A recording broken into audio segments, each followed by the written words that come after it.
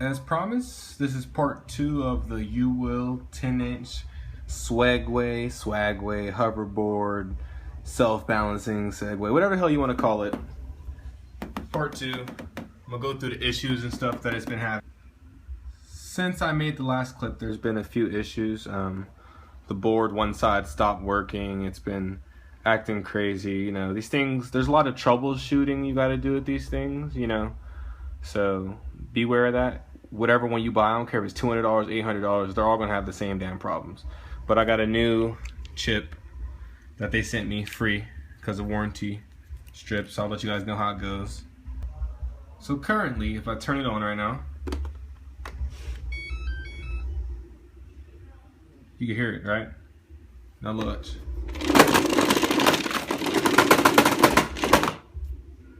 That's what it does. And as you guys can see now, there's a lot of damage. I actually ended up selling it because I don't use it that much. And I sold it, made a nice profit, used it to purchase my car that I thought was more important. I will be getting another board though very soon. But this, I'm doing all this stuff for the new guy who bought it, and you know, as you can see, he's been beating up on it pretty damn good, you know. A lot of scratches, a lot of dents and shit. So, I mean, yeah, they're toys, they're fun, but you gotta take care of them. This shit's plastic. Plastic cracks, plastic breaks. Just gotta be gentle and mindful of what you're doing. So, yeah, currently, yes, the board still turned. Like I said, the new user, the guy I sold it to, you see he's been pretty rough on the thing. A lot of scratches and damage, but the board, it's not riding right now. The manufacturer believes it's the chip, which is why they sent me chips, LED strips, and here's the baby right here. The main thing that powers the whole damn operation, that makes this thing function. Brand new, they shipped it. It only took 2 days for them to ship it. Package actually came, from what it looks like, it came from here. So. And for those of you who've never seen the inside of the board, as you see, this is the chip. Under this, there's two little things. I basically could say they look like the top of like baby bottle, the nipples. And there's two on each side. So when you push, the little nipple pops up. There's an infrared beam that goes across. It breaks the connection. That's how it determines which way you go. That's how these things work. Really simple. Here's inside. On this side, it's just a battery pack. And this same little box. Wires that go to a battery pack. That's it. This is where all the real magic happens, on this side.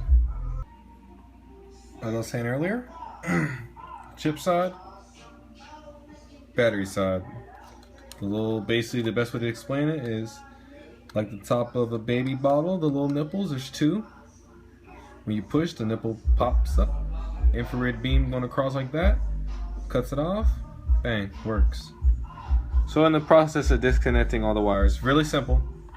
Every wire goes into something, so it's not hard to figure out. So I just pulled it out, like I said, really simple. Disconnect the battery. Here's the old one. See, it gets all these wires, a little intricate. The new one, way simpler. Just what, 3 big wires? This one. So a newer chip. I heard about how they got a newer style chip out here. I wasn't sure. But you can see exact same ones. All these connections versus just those connections. So look into that, because you'll probably have the same issue. I've seen a lot of reviews and a lot of people have the same issues. And normally the manufacturer sends them a new chip. Here we go. So here are these little nipple things I was talking about. So look, I'm about to push the pad. See it come up, and normally it'll come up in this thing.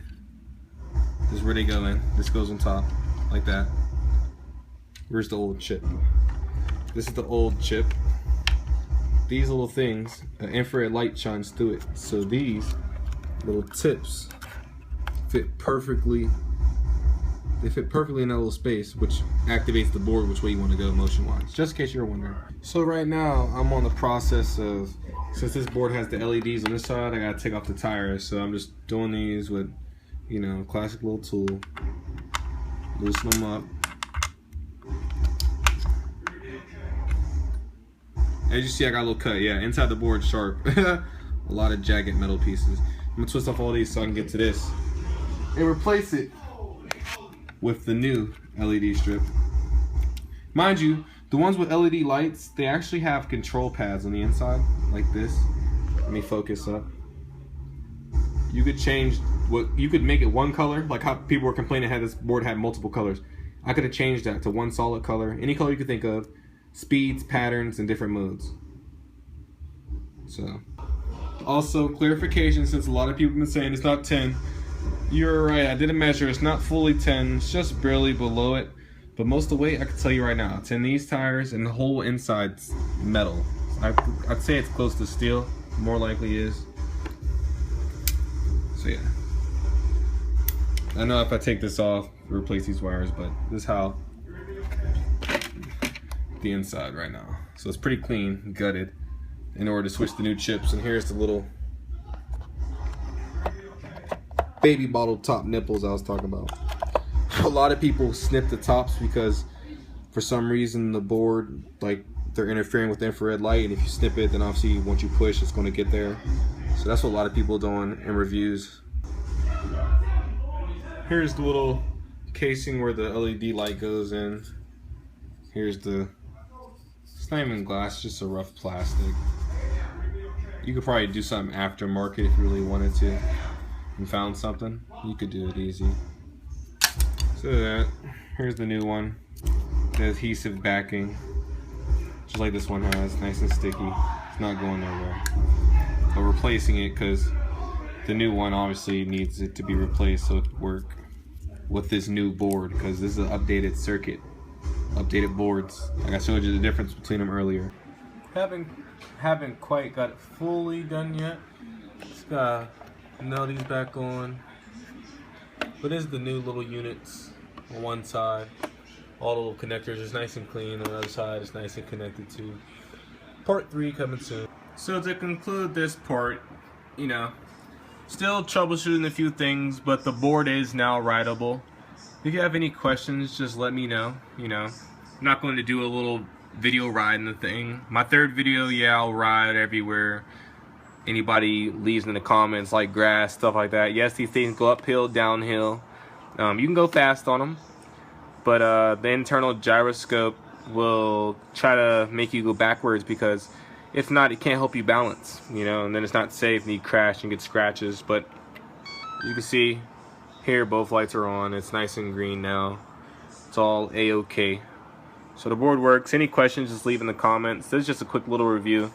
Like I said, I sold the board. The guy's been really beating up on it.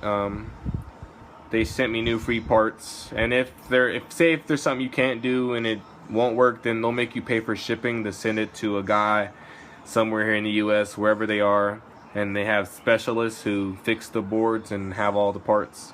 So that will be plan B if something more serious happens in the future that I can't control.